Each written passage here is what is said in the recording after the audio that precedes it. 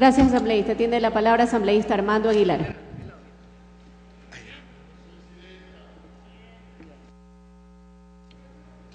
Buenas noches, señora presidenta, señores y señoras asambleístas. Durante la mañana y tarde hemos escuchado una serie, como la propia oposición dice, de barbaridades, pero de barbaridades de la propia oposición, del propio bloque de oposición. Nos dicen que los fondos provisionales cerrados los va a confiscar el Estado, que son más de 1.300 millones. Pero no nos dicen, no nos han dicho, ni en la mañana, ni en la tarde, ni en la noche, que esos fondos no están en forma líquida, pues. El Fondo del Magisterio tiene, el Fondo de Sanidad del Magisterio, 430 millones nos ha hecho. Pero ¿cuánto tienen de liquidez? 6 millones de dólares. ¿Cuánto tienen de liquidez los otros fondos? 1 millón. Es decir, sumados todos, llegarán por lo menos a los 100 millones, pero este no es el tema de discusión.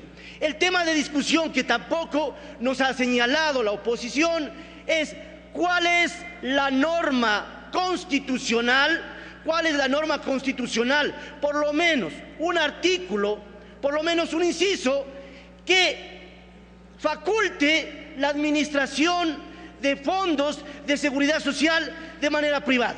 No lo han dicho, ni lo van a decir, porque la Constitución del 2008 claramente, ya lo han señalado, establece que la seguridad social es pública.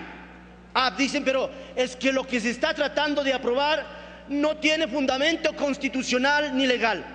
Y el artículo 3 de la Constitución vigente, ¿qué dice? Son deberes primordiales del Estado garantizar sin discriminación alguna el efectivo goce de los derechos establecidos en la Constitución, entre los que señala la educación, la salud, la alimentación, la seguridad social. Nosotros, a través de este proyecto de ley, lo que pretendemos es garantizar a los verdaderos dueños de esos fondos, a los partícipes, no a los administradores. Después de los 180 días que esta ley establece y el propio Código Orgánico Financiero y Monetario que acabamos de aprobar hace algunos días atrás, después de esa auditoría ya vamos a ver qué dice la oposición, a quienes han estado defendiendo verdaderamente, si a los dueños de los recursos o a los administradores. Ya vamos a ver, nos dirán luego. Claro, el manejo privado de estos fondos sí tenía un sustento constitucional en el ámbito de la Constitución del 98, que dejó de estar vigente a partir del 20 de octubre del 2008.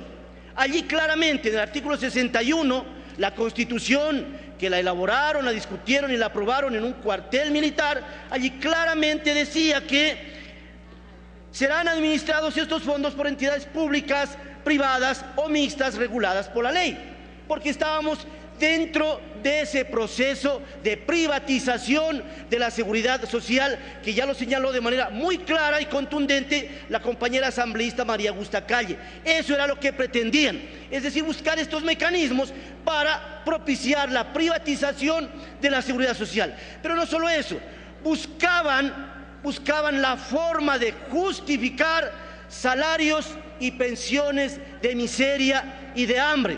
Si no, recuerden ¿qué pasó en el mes de julio del 2004? ¿Qué pasó en el mes de julio del 2004? Murieron varios jubilados en una huelga de hambre porque peleaban el mejoramiento de sus pensiones jubilares.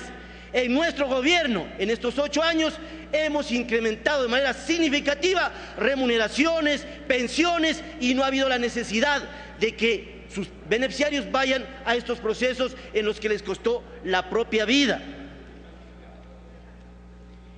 El último párrafo del artículo 368 claramente establece, claramente faculta, el Estado normará. ¿Cómo se norma? Pues a través de una ley.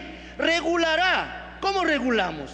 Precisamente a través de las disposiciones normativas legales que estamos hoy discutiendo y que las vamos a aprobar, por supuesto, y controlará las actividades relacionadas con la seguridad social. ¿Qué estamos poniendo en este proyecto de ley? Que sea la Superintendencia de Bancos y Seguros la que realice la auditoría, que se establezcan mecanismos de control y de vigilancia por parte de la Superintendencia de Bancos y Seguros, que sea la Junta de Regulación y Control Monetario y Financiero la que dicte las normas para precisamente garantizar el control de estos recursos.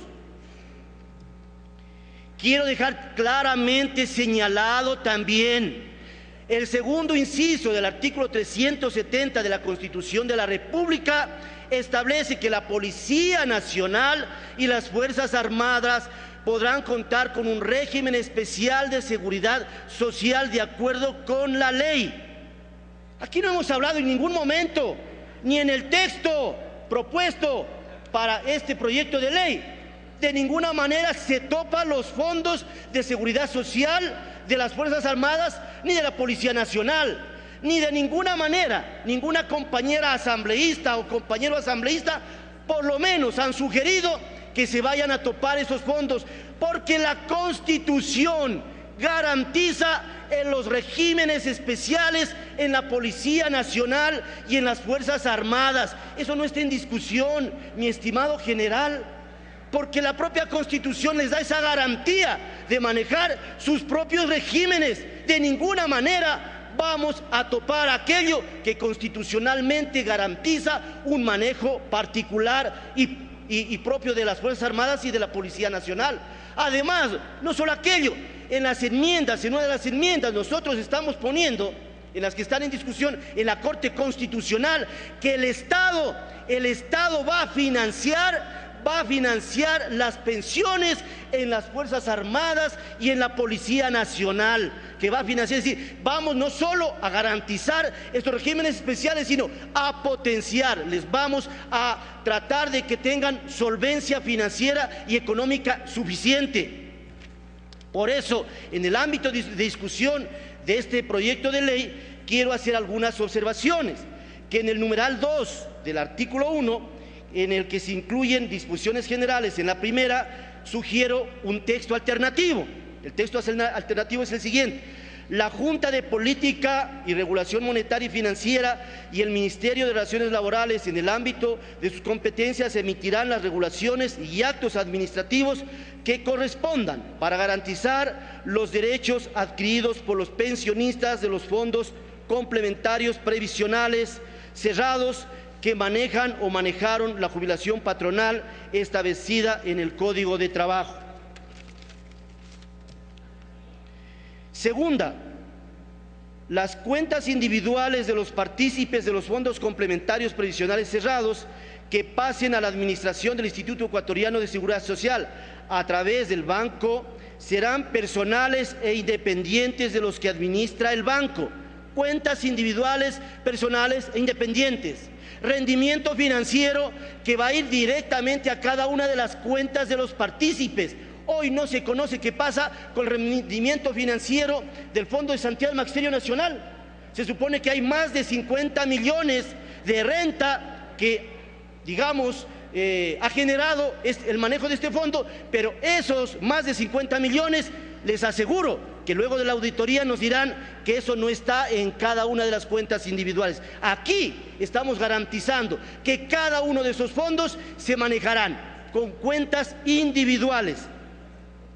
Los valores constantes en las cuentas individuales antes señaladas son de propiedad de los partícipes.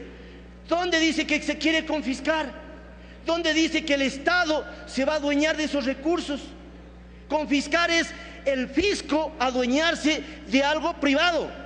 Pero decir que se va a manejar de manera más transparente, de manera más rentable, de manera más técnica, te queda un minuto, eso no es confiscar, ¿verdad? Son de propiedad de conformidad con los montos que determinen las auditorías. Todos los fondos complementarios, también en el numeral 3, en una disposición transitoria, sugiero el siguiente texto: todos los fondos complementarios previsionales cerrados, cualquiera sea su naturaleza, objeto o prestaciones otorgadas en el plazo de 180 días contados a partir de la vigencia de esta ley, deberán registrarse en la Superintendencia de Bancos y Seguros de conformidad con las políticas y regulaciones que emita la Junta de Política y Regulación Monetaria y Financiera en el ámbito de sus competencias. Esto es la clara demostración que esta ley va en defensa de los recursos de los verdaderos dueños de estos fondos, y de ninguna manera ni el Estado, ni el IES, ni el Banco del Seguro Social se van a adueñar de un solo centavo, porque se van a manejar en cuentas individuales y los rendimientos financieros van a ir a cada una de esas cuentas individuales. Muchísimas gracias.